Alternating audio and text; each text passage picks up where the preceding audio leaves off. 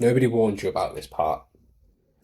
When you get diagnosed with PSC, you get all the information about like the condition, what it is, how it progresses, what to monitor, and what medication might help. Nobody tells you what it does to your head. The the constant background noise of uncertainty, the anxiety of all your appointments, the draining blood results, and yes, I did do that on purpose. Um, and like the wondering of what your numbers mean and whether things are like getting worse, the guilt when you can't show up the way that you want to, and just like the frustration of having a condition most people have never heard of. So you can't explain it without like a 15-minute backstory. And that is what today is all about. It is that mental battle of PSC, the part that doesn't show up on your blood tests and, on your MRCPs, but it shows up everywhere else.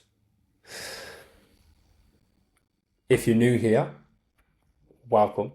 Welcome to the podcast. I am your host, Thomas Fowler. I am the coach and creator of PSC Fit. I am your health and fitness coach who also has PSC. I'm sure you can probably hear I'm a little bit bunged up.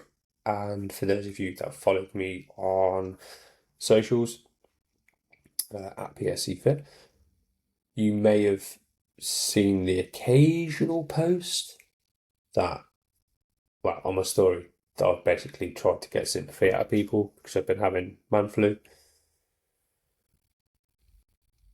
But yeah, I've had no sympathy. So we have to just carry on. So yes, there's nothing wrong with your headphones or your speakers. It's just me having man flu. I'm coming through the end of it now. It's been a bumpy ride. But anyway, last week we talked about whether or not it's sort of safe to exercise and train with PSC. This week we're going somewhere different, because the physical side is only part of the PSC puzzle. The mental load of living with PSC is absolutely real and extremely significant.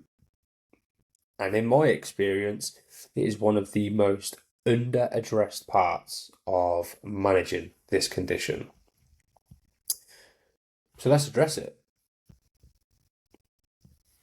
Let's just get right into it. It's the mental battle that nobody wants to really talk about, and nobody does kind of talk about. And I want to name, just a few things, not with any solutions attached to them, just physically name a couple of these things. Because, sometimes the most useful thing is just hearing someone describe it, and, it might be your experience. The first one is, it's the uncertainty, because the uncertainty is absolutely relentless. PSC is a progressive condition, which means the honest answer to like what happens next is that we don't know. Like your PSC could be stable for years. It could progress really, really flipping fast. There might be complications and there might not be. And living with that uncertainty is not a temporary like situation, but as like a permanent feature of your life. And it has a psychological cost, and it really is hard to like quantify, and it can be really easy to underestimate because it affects how you plan, like how far ahead you're willing to look, how much you allow yourself to want things, because somewhere in the background there's a voice that says, what if things change? That voice isn't irrational. It's it's a completely reasonable response to like a genuinely uncertain situation. And fuck me, it's exhausting. And it is literally there like most of the time, even when you're not consciously thinking about PSC. Excuse me. Then we have like the invisibility. So, like I said earlier, like PSC is a condition that most people, and that includes doctors, like have never heard of. Which means like every time you talk about it, you need to explain it, and you're starting from scratch with every person, every conversation, and every time you cancel plans because you're having a bad day, which I call a red day. You're either sort of explaining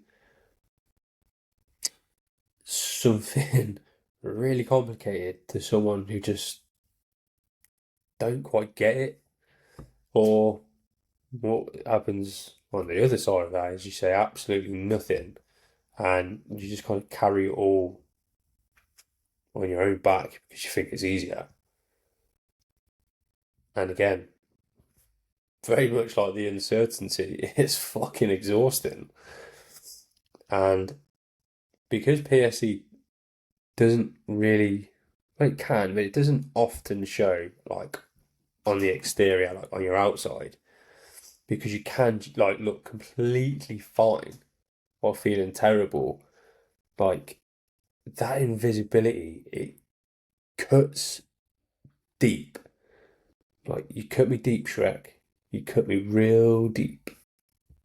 And like part of that pain as well is that like other people can't see it. And because they can't see it, you can sometimes question all of it yourself. Like, am I actually as bad as I feel? And, am I making this bigger than it kind of is?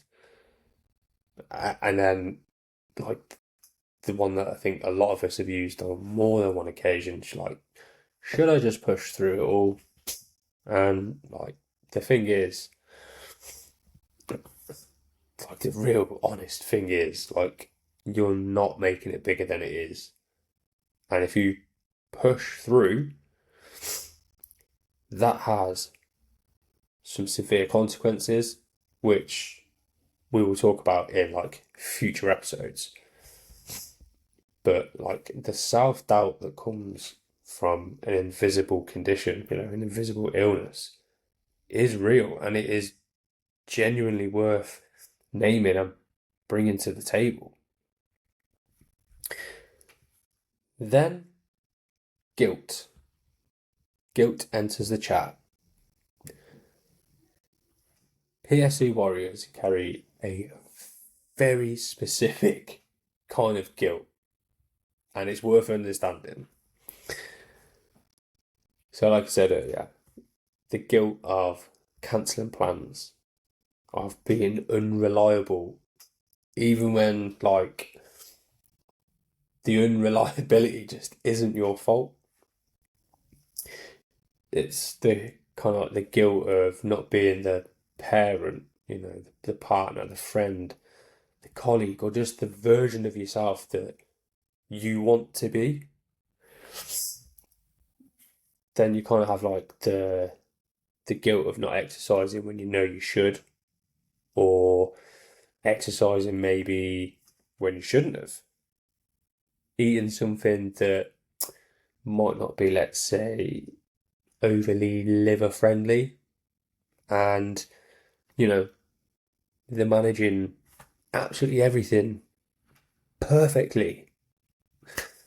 And then that guilt like builds and builds just ever so quietly, going away in the background over just weeks, months, and just years in some instances. And it just adds to the load. Like, it just creates and it grows. And let's be brutally honest, the load with PSC, excuse me, is already significant before we even start piling on, like, with the guilt. And then we have identity. Who were you before your diagnosis? Were you active, energetic, someone who trained and recovered like really quickly? Because PSC can shift that, and it can genuinely shift it like that. And the things that you used to do become harder or kind of less reliable. And if your identity was kind of built around those things, then that whole shift is kind of looked at as a loss. And it is hard because it's a quiet one that nobody, like I said, nobody kind of looks at it and acknowledges it. Because on the outside, nothing really looks different. And it's tough because a lot of PSC warriors are quietly grieving, like a version of themselves that they didn't get to say goodbye to. And that grief doesn't have a name or time frame or even like a clear resolution. It literally just sits there and it just eats and eats. And it can be hella tough. So now you're probably thinking, like, what does any of this have to do with movement and training? You know, the name PSC Fit. But it has absolutely everything to do with it, because you can't build a sustainable relationship with exercise on top of an unaddressed, like, mental load. That guilt will, I don't say contaminate, but like, that guilt could fuck up the rest of your day, basically. And if you're allowing that to sit and build and grow every single day, and it's gonna fuck up your day, if you do that every single day, you're gonna be miserable as shit. And the identity shift will make like every single excuse me, what was I saying? Like the identity shift and stuff, like it'll make every missed session feel like confirmation of like your worst fears about yourself. Because like the uncertainty will make long-term planning feel pointless, if that makes sense.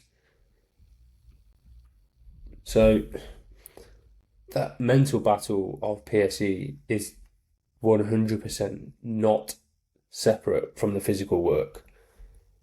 And that is why I have mindset as one of my 3 pillars of PSC Fit. For those of you that are new and you don't know what they are, it's movement, mindset, and management. And I don't put mindset in there as like a soft add-on or to kind of make it sound sexy or anything like that. It's genuinely a foundation, because like the practical stuff, like the training plans, the nutrition, like the framework of actually of I probably need to go to bed soon. The frameworks of PSC Fit and everything else only works when the psychological stuff is also being addressed. And we will keep coming back to this across loads more episodes. But today I just kind of wanted to open it up and just let you know it's okay to have these conversations, have these thoughts, have these feelings, and that you're not alone. Because PSC can be lonely. It can be really lonely, really isolating at times, but it doesn't have to be. That's why I'm here. That's why have created PSC Fit. You're not alone. You have that support, and your mental well-being is by far of great significance to your physical well-being and health. Now, if this episode describes something that you've been, I don't know, been living with and you haven't been able to articulate, then fucking fantastic, because that is exactly what it is here for. You are not alone in any of this. The uncertainty, the invisibility, the guilt, the identity shift. These are shared experiences across the PSC community. And naming them is like the first step of not letting them run like unchecked in the background, like not letting them run wild like your feral children, which I have feral children. But nevertheless, next week, we're going to go into sort of the management territory. Does PSC cause fatigue? Yes. But like everything else with this condition, it's not so clear cut. And you're not going to get just a yes answer and tick on to the next. We're obviously going to go into it and dig a little bit deeper. If today's episode resonated, share it with someone who needs to hear it, and of course, subscribe wherever you are listening or watching so you don't miss another episode. Until next week, peace.